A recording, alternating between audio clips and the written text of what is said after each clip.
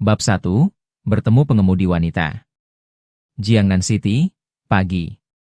Ye Bufan berdiri di pinggir jalan, ekspresinya rumit saat dia memperhatikan aliran mobil yang tak ada habisnya. Cepat bayar biaya operasinya, atau aku jamin ibumu tidak akan hidup lebih dari hari ini. Kamu masih berani pinjam? Kamu bahkan belum bayar uang yang kamu pinjam dari keluarga kita terakhir kali. Tidak ada uang. Tidak ada uang. Apa hubungannya hidup atau mati ibumu denganku? Ibu Ye Bufan dirawat di rumah sakit dan sangat membutuhkan 50.000 yuan untuk operasi. Tetapi dia tidak dapat mengumpulkan 1 sen pun meskipun telah mencoba segala cara, yang membuatnya sangat cemas. Sepertinya satu-satunya cara untuk mendapatkan uang operasi ibu saya adalah dengan mengarang kecelakaan mobil. Meskipun bertentangan dengan hati nurani saya tidak punya pilihan lain. Saya akan segera membayarnya kembali setelah saya punya uangnya. Setelah memutuskan untuk membuat rencana kecelakaan mobil, dia melihat ke jalan lagi. 50.000 yuan bukanlah jumlah yang kecil, dia harus mencari mobil yang bagus. Tepat pada saat itu, sebuah mobil merah Maserati melaju, kecepatannya tidak terlalu cepat. Itu dia. Ye Bufan dengan cepat mengambil 2 langkah ke depan dan tiba-tiba menyerbu di depan Maserati. Ia telah menonton beberapa kasus rekayasa kecelakaan mobil daring dan familiar dengan prosedurnya. Ia menduga, begitu ia muncul tiba-tiba, pengemudi akan langsung menginjak rem. Begitu mobil berhenti, ia akan langsung tiarap di bawah kemudi dan meminta uang. Namun ia tidak pernah menyangka reaksi Maserati ini akan berbeda dari apa yang ia bayangkan. Sama sekali tidak disangka-sangka. Pengemudinya adalah seorang gadis yang sangat cantik. Ketika ia melihat seseorang tiba-tiba muncul di depan mobil, ia langsung berteriak ketakutan. Alih-alih menginjak rem, ia justru melepaskan setir dengan kedua tangan dan menutup matanya. Apa-apaan ini? Kamu gak ngerem, tapi malah nutup mata? Terus kenapa malah injak gas?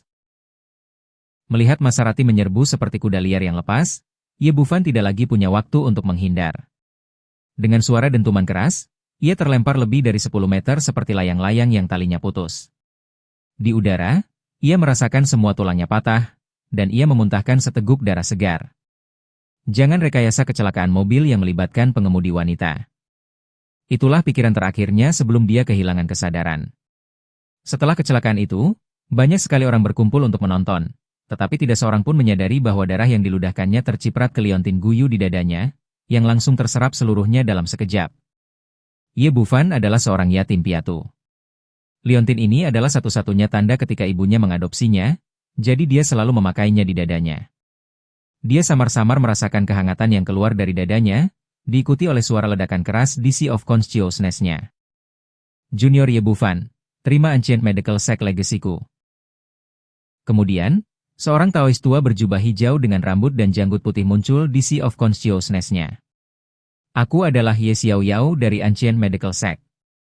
Kamu telah menerima legasiku, dan kamu harus mematuhi aturan Ancient Medical Sect-ku, sembuhkan yang sakit dan praktikan medical skill di seluruh dunia. Bab belum selesai, silakan balik halaman. Selanjutnya, berbagai informasi yang tak terhitung jumlahnya bergabung ke dalam otaknya. Metode bela diri Dao Cultivation Technique, medical skill, seni bela diri Dao yang misterius, berbagai keterampilan. Informasi-informasi tersebut segera menyatu dengan ingatannya, menjadi amat jelas, seakan-akan sudah menjadi bawaan lahir. Pada saat yang Bab 2, biaya medis yang sangat tinggi. Xie Haitao tercengang oleh tindakan Ye Bufan.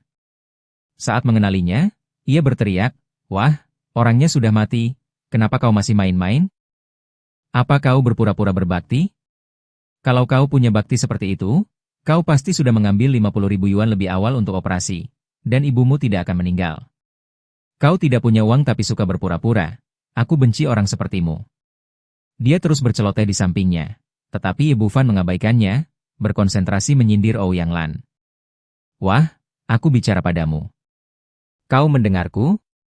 Melihat Yang Men mengabaikannya, amarah Xie Haitao memuncak, dan ia berteriak lagi, "Kamu dokter? Kenapa kamu menusuk-nusuk jarum patah di sana-sini?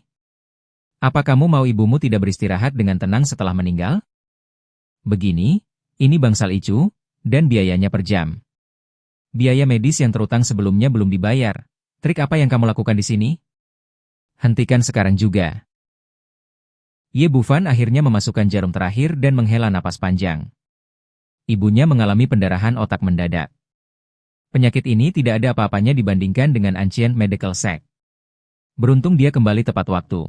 Jika dia menunda lebih lama lagi, semuanya akan terlambat. Xie Haitao teriak, "Wah, udah cukup ributnya? Periode ini juga perlu diisi ulang." Lalu dia berkata kepada Zhang Xiaoman, segera hubungi rumah duka dan minta mereka untuk membawa jenazahnya. Ye Bufan berkata dengan dingin, "Dasar tukang ngompol, omong kosong apa yang kau bicarakan? Ibuku masih hidup." Xie Haitao berkata dengan nada meremehkan, "Masih hidup? Apa kau punya penyakit mental? Kalau ibumu bisa hidup kembali, aku akan memberimu posisiku sebagai dokter kepala." Saat dia berbicara, monitor di samping tempat tidur tiba-tiba berbunyi bip, lalu kembali berfungsi. Ouyang Lan benar-benar berdetak kencang.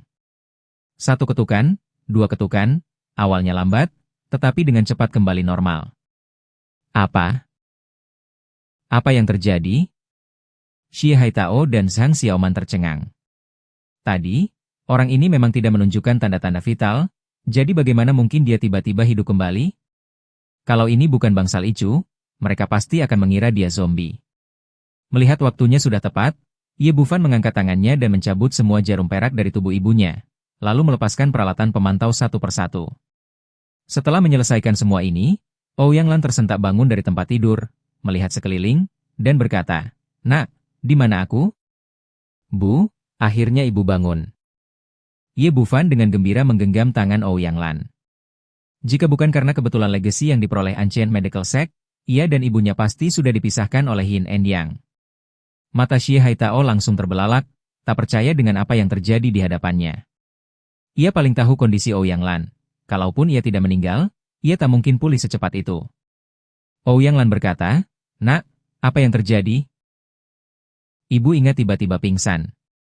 "Apa aku sakit? Apa biayanya akan mahal?" "Tidak apa-apa, Bu, ibu sudah sehat. Kita pulang sekarang." Ye Bufan tidak hanya menyembuhkan pendarahan otak ibunya tetapi juga membersihkan penyakit tersembunyi lainnya dalam tubuhnya. Sekarang, Ouyang Lan pastinya lebih sehat daripada orang lain, jadi wajar saja jika dia tidak perlu tinggal di sini lebih lama lagi. "Bagus, ayo pergi. Aku selalu bilang, penyakit ringan tidak perlu dibawa ke rumah sakit, istirahat sebentar saja sudah cukup." Ouyang Lan membesarkan Ye Bufan dan saudara-saudaranya sendirian, menjalani kehidupan yang keras, dan tidak ada yang lebih dia takutkan selain menghabiskan uang di rumah sakit. Sambil berbicara, dia bangun dari tempat tidur dan hendak pergi dengan Ye Bufan. "Berhenti. Kamu belum bisa pergi." Xie Haitao merentangkan tangannya dan menghalangi jalan mereka. Ye Bufan mengerutkan kening, "Apa yang ingin kamu lakukan?" Xie Haitao berkata, "Kamu boleh pergi, tapi kamu harus menyelesaikan biaya pengobatannya dulu." Ouyang Lan berkata, "Oh, tentu saja, berapa banyak yang harus saya bayar, dokter?" Xie Haitao berkata, 39.800. "Apa? Uang sebanyak itu?" Ouyang Lan terkejut. Kalau saja Ye Bufan tidak memperbaiki kondisi tubuhnya, mungkin dia sudah terkapar di tempat tidur lagi. Ye Bufan berkata dengan marah, "Ibuku diselamatkan olehku, mengapa aku harus membayar begitu banyak uang? Ini bangsal Ichu, dan biayanya per jam. Ditambah obat-obatan darurat, ya begitulah." Xie Haitao berkata sambil melemparkan setumpuk rincian pengobatan kepada Ouyang Lan. "Lihat, kami sudah menghabiskan banyak tenaga dan obat-obatan untuk menyelamatkanmu. Kalau tidak, kau pasti sudah lama meninggal. Bagaimana mungkin kau bisa berdiri di sini dan berbicara?" Ouyang Lan memegang tagihannya. Dia sama sekali tidak mengerti kedokteran. Yang bisa dia pahami hanyalah angka-angka yang sangat tinggi dan mengejutkan di atasnya. Ye Bufan meliriknya, dan ekspresinya langsung menjadi gelap. "Apakah kamu yakin semua obat ini digunakan untuk ibuku?" Dia adalah mahasiswa tingkat 3 di Jiangnan Medical University. Meskipun belum lulus, dia masih mengerti beberapa pengobatan umum. Xie Haitao berkata, "Tentu saja, cepatlah bayar." Ye Bufan sangat marah, dia mencengkeram lehernya dan membantingnya ke dinding. "Kau, orang sepertimu, tidak kompeten itu wajar, tapi kalau begitu berhati hitam, bagaimana mungkin kau pantas menyandang gelar dokter?" Leher Xie Haitao terjepit, dan ia langsung merasa kesulitan bernafas, tetapi betapapun ia meronta, tangan Ye Bufan yang besar seperti penjepit besi, tidak bergerak. Ouyang Lan dan Zhang Xiaoman sama-sama terkejut, tidak mengerti dari mana datangnya kemarahan besar Ye Bufan, dan segera datang untuk membujuknya. Zhang Xiaoman melangkah maju dan menarik lengan Ye Bufan, tetapi mendapati bahwa lengan yang tampaknya tidak begitu tebal itu bagaikan gunung besar, tidak dapat digerakkan sedikit pun. Nak, cepat lepaskan, memukul orang itu melanggar hukum. Melihat Ouyang Lan melangkah maju untuk mencegahnya, Ye Bufan akhirnya melepaskannya. Batuk, batuk, batuk. Xie Haitao akhirnya menghirup udara segar, terengah-engah. Ouyang Lan berkata, "Nak, ada apa? Kenapa kamu begitu marah? Tiga Anda tidak layak menjadi dokter. Cepat, taruh anak itu di ranjang rumah sakit dan segera mulai perawatan darurat." Mendengar bahwa hal itu merupakan urusan yang diinstruksikan oleh Kepala Biro Kesehatan Kota, Xie Haitao tidak berani mengabaikannya dan meminta Middle-aged Man untuk menempatkan anak kecil itu di tempat tidur Icu. Melihat wajah anak kecil itu pucat pasi, napasnya cepat, dan dia sudah koma. Kondisinya sangat buruk, jadi Bufan tidak berkata apa-apa lagi. Masalah biaya pengobatan akan terselesaikan cepat atau lambat, tidak ada yang perlu terburu-buru saat ini. Xie Haitao bertanya sambil memeriksa anak laki-laki itu, bagaimana anak itu bisa sakit? Middle-aged Man berkata, anak saya baik-baik saja ketika pulang sekolah, tetapi setelah beberapa saat, dia berkata dia merasa tidak enak badan, dan tak lama kemudian dia demam, dan demamnya sangat parah, lalu dia koma. Setelah pemeriksaan, Xie Haitao berkata, jangan khawatir, ini hanya flu biasa, tetapi demamnya agak parah. Saya akan memberinya obat penurun panas sekarang, dan dia akan segera sembuh. Karena dia tidak mengetahui hubungan antara pihak lain dan Direktur Yao, dia berbicara dengan sangat sopan. Middle-aged Man menghela napas lega, bagus sekali, terima kasih, dokter. Xie Haitao mengambil obat antipiretik yang disiapkan oleh Zhang Xiaoman dan hendak menyuntikkannya ke anak kecil itu.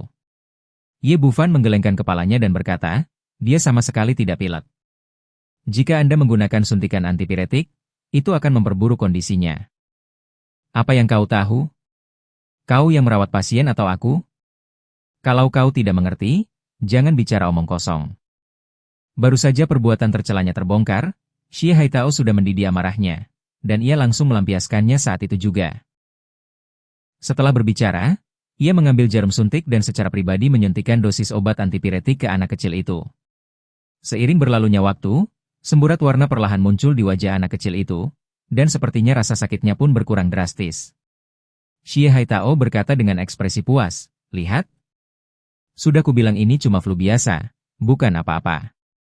Middle-aged Man menghela napas lega, mengangguk berulang kali dan berkata, ya, Dr. Xie memang seorang sutradara, medical skill-nya luar biasa. Tetapi pada saat itu, wajah lembut anak lelaki itu tiba-tiba berubah, anggota tubuhnya mulai kejang-kejang, busa putih terus-menerus keluar dari mulutnya, dan alat di kepala tempat tidur mengeluarkan bunyi bip yang keras. Tekanan darahnya turun, dan detak jantungnya cepat melambat, tampak seolah-olah hidupnya dalam bahaya setiap saat. Si Middle-aged Man langsung berteriak gugup, dokter, ada apa? Ada apa dengan anak saya? Xie Haitao juga terkejut. Menurut diagnosisnya, anak laki-laki itu hanya menderita flu biasa. Jadi bagaimana mungkin situasi seperti itu tiba-tiba terjadi? Si Middle-aged Man berteriak cemas, dokter, cepat pikirkan caranya. Saya hanya punya satu putra. Saya. Xie Haitao sempat bingung. Dia benar-benar tidak mengerti apa yang sedang terjadi. Jadi bagaimana mungkin dia bisa memikirkan cara? Melihat kondisi anak laki-laki itu yang semakin kritis, si Middle-aged Man meraung marah, kurang ajar. Kalau terjadi apa-apa pada anakku, aku akan membuatmu membayarnya dengan nyawamu. Aku akan melakukannya. Ye Bufan telah memperoleh legasi dari Ancient Medical Sect, jadi dia tidak bisa hanya berdiam diri dan melihat seseorang mati. Dia datang ke samping tempat tidur dan berkata, sudah kubilang sebelumnya bahwa kamu salah. Ini sama sekali bukan flu, tapi keracunan. Setelah berbicara, ia mengeluarkan jarum perak dari sakunya dan menusukkannya satu persatu ke titik. Bab 4 Peniruan Identitas. iModel, Gemini 25 Flash. Yo Yongliang bertanya lagi, apakah ini hanya meredakan gejala sementara, atau menyembuhkan sepenuhnya? Xie Haitao berkata, sembuh total, benar-benar sembuh total. Anak ini sekarang tidak memiliki masalah apapun, dan keluarganya sangat puas dengan hasil pengobatannya. Dr. Xie, aku tidak menyangka medical skill MU begitu bagus. Yo Yongliang tidak mengetahui kebenarannya, dan berkata kepada Ma Haidong sambil tersenyum, "Presiden Ma, rumah sakitmu punya master." Xie Haitao berkata dengan senyum lebar, "Direktur Yao, kamu menyanjungku. Sebagai dokter, ini adalah tugasku." Ia berbicara dengan rendah hati, tetapi dalam hatinya, ia sangat gembira. Dihargai oleh Kepala Dinas Kesehatan berarti masa depannya tak terbatas. Masih ada posisi wakil presiden yang kosong di rumah sakit, dan mungkin itu hanya miliknya. Yao Yongliang tidak berkata apa-apa lagi, mengeluarkan ponselnya, dan menekan sebuah nomor, MR. "Dong, aku punya kabar baik untukmu. Dr. Xie dari Jiangnan Hospital telah menyembuhkan penyakit ini. Segera bawa putramu ke sini." Kemudian, ia menelepon lagi. "Wakil Direktur Zhao, segera beritahu rumah sakit lain untuk memindahkan semua anak dengan penyakit khusus ini ke Jiangnan Hospital. Dr. Xie Haitao di sini telah menemukan metode pengobatan yang efektif." Xie Haitao benar-benar tercengang. Awalnya ia mengira hanya ada satu kasus khusus seperti itu, dan yang perlu ia lakukan hanyalah merebut pujian, tetapi ia tidak menyangka akan ada begitu banyak pasien berikutnya. Ma Haidong juga tidak tahu persis apa yang terjadi dan bertanya, "Direktur Yao, apa yang terjadi? Kenapa banyak sekali kasus serupa?" Yao Yongliang berkata, "Anak-anak yang sakit ini semuanya siswa dari Sekolah Dasar Negeri Jiangnan City. Sore ini, seorang anak tertular kelelawar, dan 12 anak yang terpapar kelelawar tersebut mengalami gejala demam tinggi dan koma. Awalnya, penyakit ini dipastikan merupakan infeksi virus jenis baru. Virus ini tidak tercatat dalam perpustakaan virus nasional, dan belum ada obat yang efektif. Saya menyebarkan anak-anak yang sakit ke berbagai rumah sakit di Jiangnan City untuk dirawat, dengan harapan seseorang dapat menyembuhkan penyakit ini. Rumah sakit lain belum menemukan metode pengobatan yang efektif. Saya tidak menyangka Dr. Xie bisa menyembuhkan kasus itu, dan efeknya sangat bagus. Jiangnan Hospital telah memberikan kontribusi yang luar biasa kali ini." Lalu ia berkata kepada Xie Haitao, "Dr. Xie, asalkan kamu menyembuhkan semua anak ini, aku akan memberimu pujian besar." Keringat dingin membasahi dahi Xie Haitao. Ia baru saja mengklaim penghargaan Ye Bufan dan tidak tahu cara menyembuhkan penyakit ini. Akhir bab ini, silakan balik halaman. Melihat ekspresinya, Ma Haidong bertanya, "Ada apa, Dr. Xie? Ada masalah?" Tidak masalah." Pada titik ini, Xie Haitao tidak dapat mengatakan bahwa ia sedang meniru, jadi ia hanya dapat menggertakkan giginya dan bertahan. Dia juga pernah mempelajari beberapa pengobatan Tiongkok sebelumnya, tahu sedikit tentang akupuntur, dan ketika Ye Bufan merawat anak laki-laki kecil itu, dia berada tepat di sebelahnya, dengan jelas mengingat acupoints yang tertusuk. Ia percaya bahwa melakukan akupuntur dengan teknik yang sama seharusnya dapat menyembuhkan penyakit ini. Memikirkan hal ini, hatinya terasa jauh lebih tenang. Pada saat ini, Ma Haidong melihat Ye Bufan dan Ouyang Lan berdiri di dekatnya dan bertanya, "Apa yang terjadi dengan kedua orang ini?" Xie Haitao dengan cepat berkata, "Mereka adalah pasien dan anggota keluarga yang baru saja sembuh, menunggu untuk membicarakan biaya pengobatan dengan saya." Ma Haidong berkata, "Jika ada yang ingin dibicarakan, bicarakanlah di luar. Ini bangsal Icu, dan orang luar tidak diperbolehkan masuk sembarangan." Ya, aku akan menyuruh mereka keluar sekarang." Xie Haitao berbalik dan berkata, "Kita bisa membicarakan biaya pengobatannya. Aku akan bicara denganmu setelah aku selesai bekerja dan pergi keluar. Implikasinya adalah selama mereka tidak mengeksposnya di tempat, biaya medis dapat dinegosiasikan." Bibir Ye Bufan melengkung membentuk senyum dingin. Awalnya ia berniat mengungkap orang ini, tetapi sekarang ia tidak terburu-buru. Jika seseorang ingin mencuri kreditnya, mereka harus punya kemampuan. Dia akan menunggu dan melihat bagaimana dia menanganinya. Dia membawa ibunya keluar bangsal Icu dan menemukan bangku panjang untuk duduk. Ouyang Lan berkata, "Nak, kita punya 20.000 yuan. Kita bicara dengan Dr. Xie nanti, ya, dan kita lihat apakah kita bisa pakai uang ini untuk melunasi biaya pengobatan." Ye Bufan berkata, "Tidak, dia menagih terlalu mahal. Kami tidak bisa menoleransi kebiasaan buruknya. Kami tidak akan memberinya sepeser pun." Saat ibu dan anak itu sedang mengobrol, tiba-tiba terdengar deri rem di pintu masuk rumah sakit, dan 2 mobil mewah berwarna hitam berhenti di depan pintu. Seorang media gateman keluar dari mobil, dan 4 pengawal berpakaian hitam di belakangnya membawa tandu dengan seorang anak laki-laki kecil tak sadarkan diri tergeletak di atasnya. "Emerdong, kamu sudah sampai." saat melihat Midlaget. Bab 5 kebenaran terungkap. Namun, betapa terkejutnya dia. Setelah jarum perak ketiga dimasukkan, Yang Men itu langsung mulai berbusa di mulutnya, kejang-kejang di sekujur tubuhnya, dan wajahnya berubah sepucat mayat.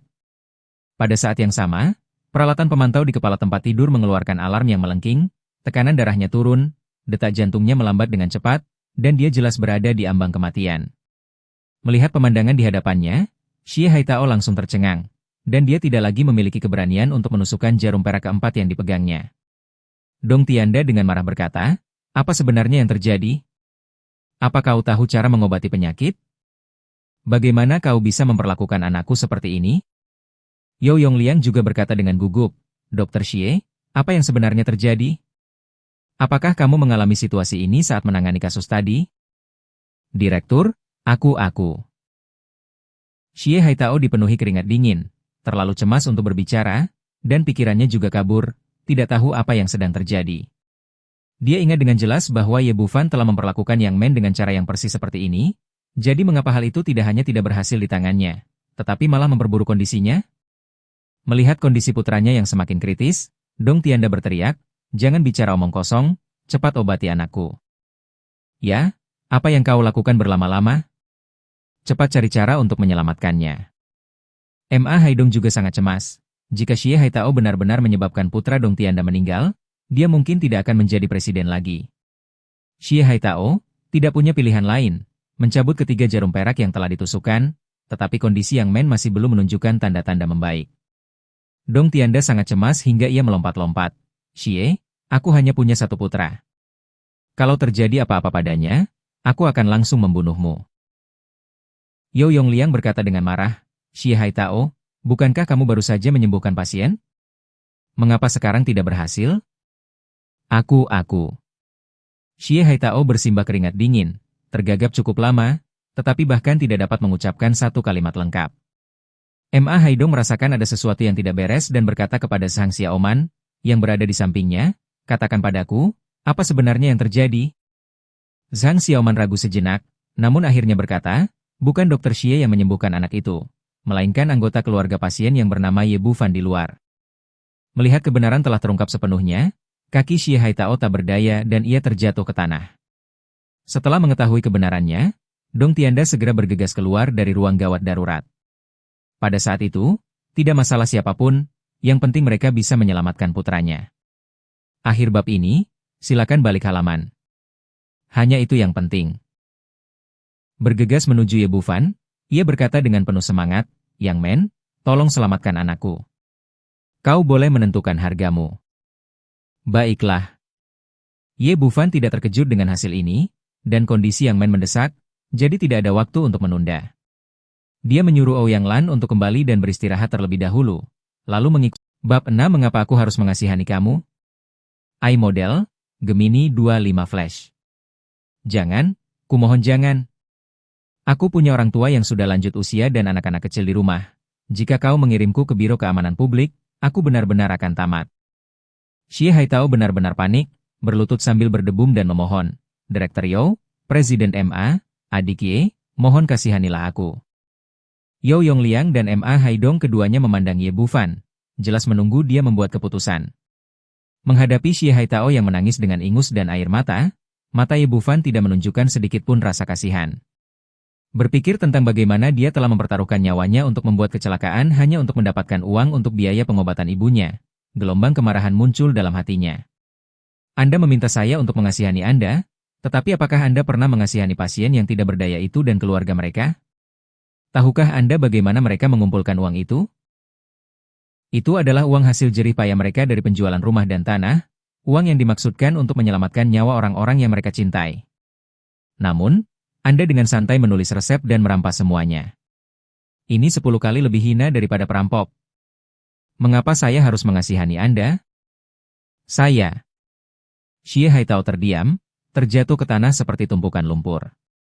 Melihat sikap Ye Bufan, Yo Yongliang berkata dengan dingin, "Pergilah ke Biro Keamanan Publik dan serahkan dirimu. Mungkin kamu akan menerima hukuman yang lebih ringan." Ma Haidong melambaikan tangannya, memanggil 2 orang penjaga keamanan untuk menyeretnya keluar, lalu berkata dengan ekspresi menyesal, "Adik Ye, saya benar-benar minta maaf. Saya tidak pernah membayangkan akan ada parasit seperti itu di rumah sakit kita. Sebagai permintaan maaf, semua biaya pengobatan ibumu akan dibebaskan, dan rumah sakit juga akan memberikan 30.000 yuan sebagai ucapan terima kasih atas bantuanmu kali ini. Ye Bufan mengangguk. Penanganan masalah ini oleh rumah sakit menunjukkan ketulusan yang besar, jadi dia tidak mengatakan apa-apa lagi. Yo Yongliang berkata, "Adik Ye, di mana kamu bekerja? Bagaimana kamu bisa memiliki medical skill yang luar biasa seperti itu?" Ye Bufan berkata, "Saya belum lulus. Saya mahasiswa tahun ketiga di Jiangnan Medical University, dan saya mempelajari pengobatan tradisional Tiongkok dari master." Yo Yongliang bertanya, "Bolehkah saya bertanya siapakah praktisi pengobatan tradisional Tiongkok terhormat master Anda?" Ye Bufan berkata, "Master saya bernama Ye Xiao Yao. Dia adalah seorang ahli penyendiri, dan tidak banyak orang yang tahu namanya." Oh. Yo Yongliang tidak berkata apa-apa lagi. Setelah bertahun-tahun berkecimpung di dunia kesehatan, ia memang belum pernah mendengar nama dokter terkenal bernama Ye Xiao Yao. Ma Haidong berkata, "Adik Ye, apakah kamu tertarik bekerja sebagai dokter di rumah sakit kami? Asal kamu bersedia datang, aku akan segera mengangkatmu menjadi dokter kepala, menggantikan posisi Xie Haitao." Jiangnan Hospital adalah salah satu rumah sakit terbaik di Jiangnan City. Hampir mustahil bagi lulusan universitas kedokteran biasa untuk mendapatkan pekerjaan di sana, namun dia. Akhir bab ini, silakan balik halaman. Langsung ditawari posisi dokter kepala, yang menunjukkan betapa ia menghargai Ye Bufan dari medical skill. Yo Yongliang terkekeh, "Presiden MA, kamu benar-benar haus akan bakat." Ma Haidong berkata, "Medical skill milik adik Ye sungguh luar biasa. Aku bahkan merasa terlalu rendah untuk menjadikannya dokter kepala, tapi hanya sebatas itu wewenangku." Menurut mereka, dengan perlakuan yang begitu murah hati, Yang Men di depan mereka pasti akan setuju. Tetapi yang mengejutkan mereka, Ye Bufan menggelengkan kepalanya dan berkata, "Presiden MA, aku menghargai kebaikanmu. Namun, rumah sakit Anda adalah rumah sakit Western Medicine, dan saya ahli dalam pengobatan tradisional Tiongkok, jadi sungguh tidak cocok bagi saya untuk datang ke sini." Ma Haidong berkata, "Tidak masalah. Asal adik Ye bersedia datang, aku bisa menyiapkan ruang konsultasi pengobatan tradisional Tiongkok terpisah untukmu." Dia sangat menghargai Ye Bufan medical skill. Dengan kekuatan pen stabil seperti itu, rumah sakit akan mampu menyelesaikan kasus-kasus sulit dan kompleks seperti saat ini di masa mendatang. Ye Bufan menggelengkan kepalanya lagi. "Presiden MA, aku benar-benar tidak cocok bekerja di sini. Yang ingin ia lakukan adalah mempromosikan pengobatan tradisional Tiongkok, dan rumah sakit memiliki terlalu banyak aturan dan regulasi, yang tidak mendukung perkembangan individu. Sebagai perbandingan, ia lebih cenderung membuka klinik pengobatan tradisional Tiongkok miliknya sendiri." Rasa kecewa yang mendalam terpancar di mata Ma Haidong. "Baiklah, adik kecil, jika kau berubah pikiran, aku akan menunggumu di sini kapan saja." Dia kemudian menelepon direktur kantor rumah sakit, membebaskan semua biaya pengobatan Ouyang Lan, dan juga memberikan 30.000 yuan sebagai biaya ucapan terima kasih. Ye Bufan mengambil uangnya dan meninggalkan Jiangnan Hospital. Saat itu sudah lewat pukul 9 malam. Dia pertama-tama menelepon Ouyang Lan untuk memberitahu bahwa dia aman, lalu menghubungi nomor telepon pacarnya Julin Lin. Sebuah pesan suara elektronik masuk, "Maaf, nomor yang Anda hubungi sedang tidak aktif." Ye Bufan mendesah. Sejak liburan dimulai, Julin Lin menghilang. Dia tidak bisa melihatnya, dan ponselnya tidak bisa dihubungi. Dia tidak tahu apa yang terjadi. Meskipun saat itu liburan musim panas, kedai bakpao kecil sewaan ibunya hanya seluas belasan meter persegi, sehingga sulit untuk pulang. Ia telah tinggal di sekolah selama beberapa hari terakhir. Kembali ke asrama, dia satu-satunya orang di sana. Semua orang sudah pulang. Setelah mandi sebentar, ia duduk bersila di tempat tidur dan mulai kultivate Sutra Hati Keys, yang diwariskan dari Ancient Medical Sect Legacy. Menurut catatan Ancient Medical Sect, Sutra Hati Keys diwariskan oleh Shenong, pendiri Tao pengobatan. Sutra ini merupakan cultivation teknik Wei yang sangat maju, dan juga lebih cocok untuk bab 7 berpura-pura menjadi pacar. Ketika Ye Bufan melihat bahwa yang menabraknya adalah Qin Cucu, dia tidak dapat menahan tawa. "Apa? Kemarin kau belum puas menabrakku dengan mobilmu, jadi sekarang kau menggunakan orang untuk menabrakku?" Sambil berbicara, ia diam-diam berpikir, ditabrak seseorang jauh lebih nyaman daripada ditabrak mobil. Itu lembut dan sangat elastis. Ye Bufan tak kuasa menahan diri untuk tidak memperhatikan bentuk tubuh Qin Cucu yang indah. Yamis ini terlihat sangat ramping, tetapi bagian-bagian yang seharusnya berisi daging tidak hilang. Terutama bagian itu, skalanya sungguh mencengangkan, kancing di dadanya hampir meledak. Dia bertanya-tanya apakah perasaan lembut tadi berasal dari sana. Qin Cucu juga tidak menyangka akan bertemu Ye Bufan di sini. Setelah terkejut sejenak, dia berkata, "Jangan banyak bicara. Ini Jianghu darurat, bantu aku." Ye Bufan berkata dengan heran, "Bantuan apa? Kamu perlu pinjam uang?" "Bukan uang, aku perlu meminjammu sebentar. Berpura-puralah menjadi pacarku untuk sementara waktu." "Berpura-pura menjadi pacarmu?" Ye Bufan langsung mengerti. "Apakah orang itu mengejarmu?" Qin Cucu mengangguk, "Namanya Xiang Yuntian. Dia mengejarku tanpa henti beberapa hari ini, itu membuatku gila." Ye Bufan tertawa, "Kalau begitu setuju saja dengannya. Meskipun dia tidak setampan aku, dia tetap cukup baik." Qin Cucu melotot ke arahnya, "Aku sedang berbicara serius denganmu. Apakah kamu akan membantu atau tidak?" "Tidak, aku punya pacar." "Anda?" Dada Qin Cucu sesak karena marah. Biasanya, pria yang mengejarnya tak bisa diusir, tapi pria ini berbeda. Rasanya menjadi pacarnya adalah kehilangan besar. Tapi kemudian hatinya tergerak, dan dia berkata, "Kamu gak mau bantu, kan? Aku baru pulang dari kantor polisi lalu lintas. Aku sudah lihat rekaman CCTV-nya. Kecelakaan kemarin bukan karena aku menabrakmu sama sekali, tapi kamu pura-pura tabrakan. Tolong, aku tidak akan membantu orang lain, tapi aku pasti akan membantumu. Bukankah itu hanya berpura-pura menjadi pacar? Itu bukan masalah besar." Ye Bufan langsung setuju. Apa yang terjadi kemarin memang salahnya, dan dia selalu merasa sedikit bersalah karena menyebabkan begitu banyak kerusakan pada mobilnya. Secercah kemenangan terpancar di wajah Qin Cucu saat dia berkata, "Nanti, kalau kamu membantuku menyingkirkan lalat ini, aku tidak akan meneruskan masalah tabrakan palsu itu denganmu." Ye Bufan berkata, "Tidak masalah, serahkan padaku." Saat mereka berdua sedang berbincang, Xiang Yuntian juga memperhatikan mereka dan segera berjalan mendekat, sambil memegang buket mawar biru enchantress. Para penonton, bab ini belum selesai, silakan balik halaman. Menyadari sang pahlawan wanita telah muncul dan minggir, membuat jalan. "Cucu, kamu di sini." Xiang Yuntian datang menghampiri Qin Cucu, memegang mawar di tangannya, dan berkata dengan sangat sopan, "Bunga-bunga ini untukmu. Semoga suasana hatimu selalu baik setiap hari. Awalnya aku sedang dalam suasana hati yang baik, tapi melihatmu malah membuatku semakin buruk." Qin Cucu bahkan tidak melihat buket mawar biru enchantress itu dan berkata tanpa basa-basi, "Xiang Yuntian, sudah berapa kali kukatakan? Tidak ada kemungkinan di antara kita, dan aku sudah punya pacar." Xiang Yuntian berkata, "Cucu, jangan bohong padaku. Aku tahu betul keadaanmu, kamu tidak punya pacar. Aku tahu kau tidak akan percaya padaku, jadi hari ini aku membawanya ke sini." Qin Cucu melingkarkan lengannya di lengan Ye Bufan dan berkata dengan intim, "Ini pacarku, Ye Bufan." Xiang Yuntian mula-mula tertegun, lalu hati-hati mengamati Ye Bufan, dan akhirnya menunjukkan seringai jijik. "Cucu, bahkan jika kamu ingin mencari seseorang untuk berpura-pura menjadi pacar, kamu harus mencari seseorang yang berkelas. Kamu menemukan orang yang begitu rendah. Apa kamu pikir aku akan percaya?" Melihat dirinya dipandang rendah, Ye Bufan berkata, "Apa? Kamu memandang rendah aku? Perlukah itu dikatakan? Kalau kamu ingin orang lain mengagumimu, kamu harus punya kekuatan untuk membuat mereka mengagumimu." Xiang Yuntian menatapnya dengan nada mengejek dan berkata, "Katakan padaku, apakah kamu punya simpanan 8 digit di bankmu?" "Tidak." Ye Bufan menggelengkan kepalanya. "Lalu apakah gaji tahunanmu mencapai $1 juta?" Ye Bufan berkata, "Saya belum lulus." Xiang Yuntian menjadi semakin sombong. Bagaimana mungkin seorang yang miskin yang bahkan belum lulus sekolah bisa dibandingkan dengannya? Xiang Master dari keluarga Xiang?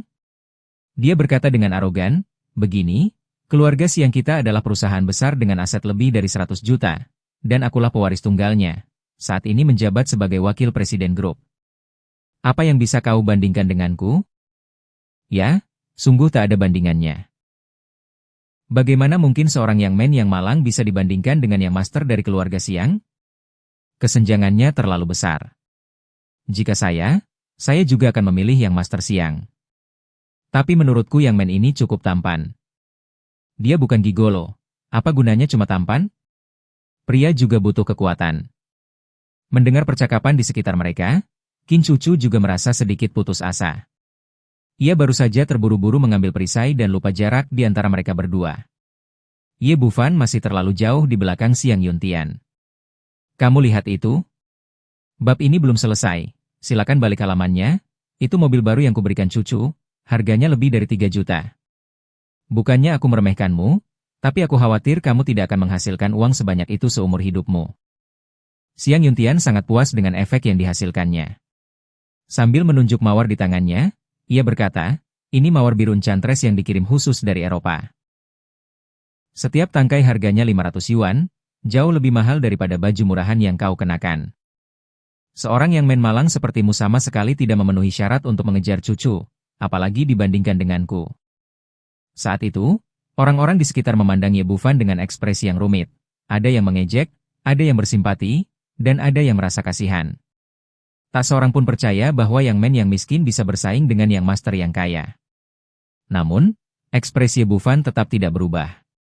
Ia berkata dengan tenang, maksudmu hanya orang kaya yang memenuhi syarat untuk mengejar Cucu? Atau, di matamu, Cucu hanyalah seorang penambang emas yang hanya peduli pada uang? Aku tentu saja tidak bermaksud begitu. Xiang Yuntian langsung gugup. Ia mengejar Qin Cucu, sebagian karena kecantikannya dan sebagian lagi karena ingin memanjat pohon besar Qin Family. Dengan kata lain, Qin Cucu adalah yang Miss dari Qin Family. Bagaimana mungkin dia peduli dengan sejumlah kecil uangnya? Agar tidak membuat Qin Cucu kesal, dia segera menjelaskan, Cucu, jangan salah paham. Aku sungguh tidak bermaksud begitu. Qin Cucu, bagaimanapun, menatap Ye Bufan dengan penuh minat. Penampilan pria ini jauh melampaui ekspektasinya. Hanya dalam beberapa kata, ia telah menginjak-injak keunggulan Xiang Yuntian yang membanggakan. Melihat Qin Cucu tidak berbicara, Xiang Yuntian menjadi semakin gugup dan berkata lagi, Cucu, jangan dengarkan omong kosongnya. Perasaanku padamu sepenuhnya tulus. Kemarin, waktu dengar kamu kecelakaan lalu lintas, aku langsung takut setengah mati. Untungnya, kamu baik-baik saja. Kudengar mobilmu rusak parah, jadi aku langsung membelikanmu mobil baru. Uang itu nomor 2, yang penting adalah ketulusan hatiku untukmu. Sungguh menyentuh. Kalau ada yang memperlakukanku seperti itu, pasti akan menyenangkan sekali. Aku pasti akan menikahinya tanpa ragu. Yang Master Siang sangat murah hati, dia baru saja menghabiskan 3 juta. Kalau saya pasti setuju. Kaya dan setia, sangat sulit menemukan pria sebaik dia saat ini. Mendengar perbincangan di sekitarnya, Xiang Yuntian diam-diam menghela napas lega dan diam-diam memberi isyarat kepada informannya yang berada di tengah kerumunan. Tiba-tiba, seseorang di antara kerumunan berteriak, setuju. Ayo bersatu. Ayo bersatu. Dalam suasana seperti ini, sebagian penonton pun ikut berteriak.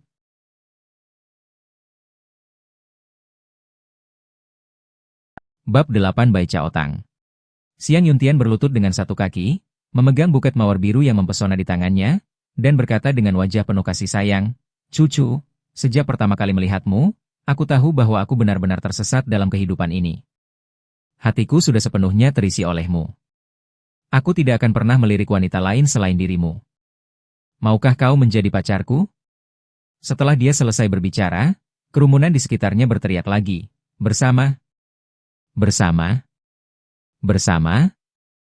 Melihat orang ini begitu entang leren, Qin Cucu menoleh ke Ye Bufan untuk meminta bantuan. Ye Bufan terkekeh dan bercanda, kamu aktor yang hebat.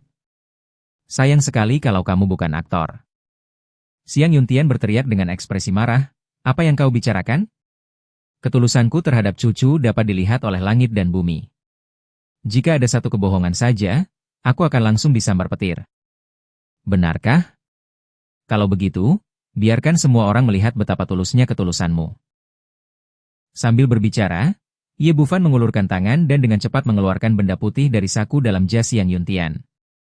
Benda itu sebenarnya adalah pakaian dalam wanita, dan sangat seksi, hampir transparan.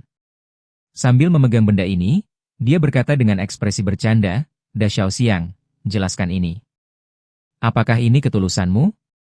Karena kamu begitu setia pada cucu dan tidak melirik wanita lain selama setengah tahun, dari mana benda ini berasal? Jangan bilang kamu sendiri yang menggunakannya. Saya? Xiang Yuntian langsung tercengang. Bukan karena dia tidak bertemu wanita selama setengah tahun, tetapi karena dia tidak bisa hidup tanpa wanita setiap hari. Dia juga punya hobi khusus menyimpan celana dalam sebagai kenang-kenangan setiap kali tidur dengan seorang wanita. Yang ini sisa dari tadi malam dan belum sempat mengurusnya. Tapi ini tong, dan terbuat dari renda, lebih kecil dari sapu tangan biasa. Kamu bahkan tidak bisa melihatnya di sakumu. Bagaimana anak ini menemukannya? Melihat kejadian itu, warga sekitar langsung rusuh. Sial, aku hampir tertipu oleh pria ini tadi. Dia membawa barang-barang wanita lain di sakunya dan mengaku padanya. Sungguh aneh. Tak tahu malu, sungguh tak tahu malu.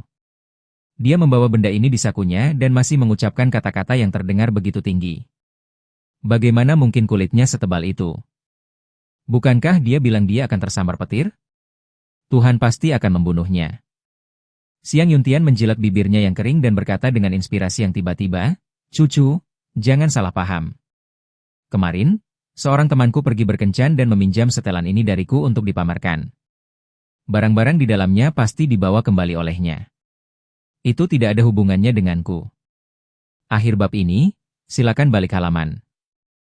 Lalu bagaimana dengan ini? Apakah ini ada hubungannya denganmu?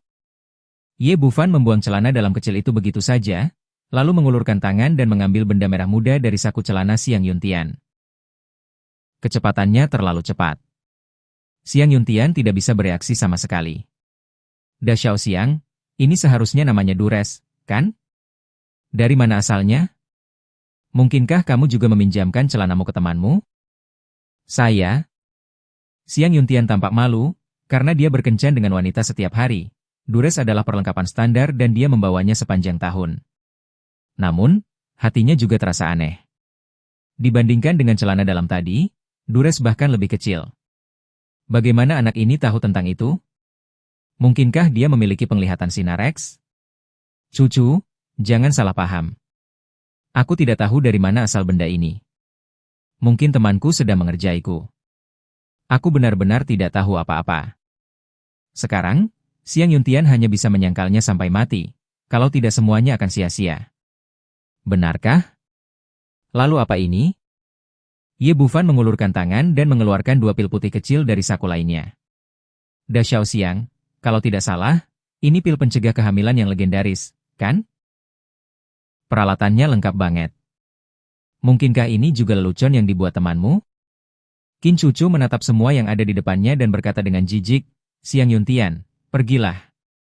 Aku tidak ingin melihatmu lagi. Melihat semua yang telah direncanakannya dengan matang telah hancur, Xiang Yuntian langsung merasa malu dan marah. Bajingan, aku akan membunuhmu. Saat ini, dia sudah tidak peduli lagi untuk berpura-pura. Dia mengayunkan tinjunya dan meninju wajah Ye Bufan. Sayang sekali tubuhnya yang telah dilubangi oleh anggur dan seks, tak mampu menandingi Ye Bufan. Ia ditendang di perut dan terlempar keluar, mendarat di atas 999 mawar. Ah! Xiang Yuntian menjerit dengan suara yang menyayat hati. Meskipun jatuhnya tidak terlalu berat, mawar-mawar itu berduri semua. Saat ia berusaha untuk bangun, tubuhnya sudah tertutup duri-duri mawar. Nak, beraninya kau mencuri wanitaku. Tunggu saja. Xiang Yuntian meninggalkan kata-kata kasar dan hendak melarikan diri, tetapi sebelum dia bisa berlari beberapa langkah, penutup lubang got di bawah kakinya tiba-tiba terbalik, dan dia terjatuh dengan bunyi plop. Ini sungguh memalukan. Saat dia keluar dari selokan lagi, tubuhnya dipenuhi sampah dan berbau tidak sedap. Bawahannya yang tersusun di antara kerumunan, bergegas menghampiri dan membantunya pergi karena malu. Akhir bab ini, silakan balik halaman. Melihat Da Xiao Xiang yang masih sombong tadi, dalam kekacauan seperti itu, orang-orang menertawakannya tanpa rasa malu. Yang Men, bagus sekali. Aku paling mengagumimu. Gadis, matamu bagus sekali. Yang Men yang kamu pilih lumayan. Para penonton memuji Ye Bufan. Semua orang biasanya tidak tahan dengan kelakuan tuan muda kaya ini, tapi mereka tidak bisa berbuat apa-apa. Yang Men ini hanya membantu mereka melampiaskan amarah. Qin Cucu menarik Ye Bufan ke samping dan berkata dengan tatapan membara, "Bagaimana kamu melakukannya?" Penampilannya tadi terlalu tidak terduga. Tidak berlebihan jika dikatakan memukau. Dia benar-benar mengalahkan Da Xiaoxiang. Diperkirakan setelah kejadian hari ini, Xiang Yuntian tidak akan lagi memiliki wajah untuk mengejarnya. Ye Bufan tersenyum dan berkata, "Tidakkah kamu melihat semuanya?" Qin Cucu berkata dengan wajah tersipu, "Maksudku, bagaimana kamu tahu kalau Xiang Yuntian punya benda semacam itu di sakunya?" Tentu saja, Ye Bufan tidak akan menceritakan tentang Divine Essence-nya. Dia berkata, "Saya seorang praktisi pengobatan Tiongkok. Saya melihat ginjal anak ini sangat lemah, jadi saya bisa menebaknya dengan sedikit berpikir." Qin Cucu tidak bertanya lebih lanjut dan berkata, "Terima kasih atas bantuanmu. Aku akan mentraktirmu makan malam setelah bekerja." Setelah berbicara, dia berbalik dan berjalan menuju gedung kantor Kines Group.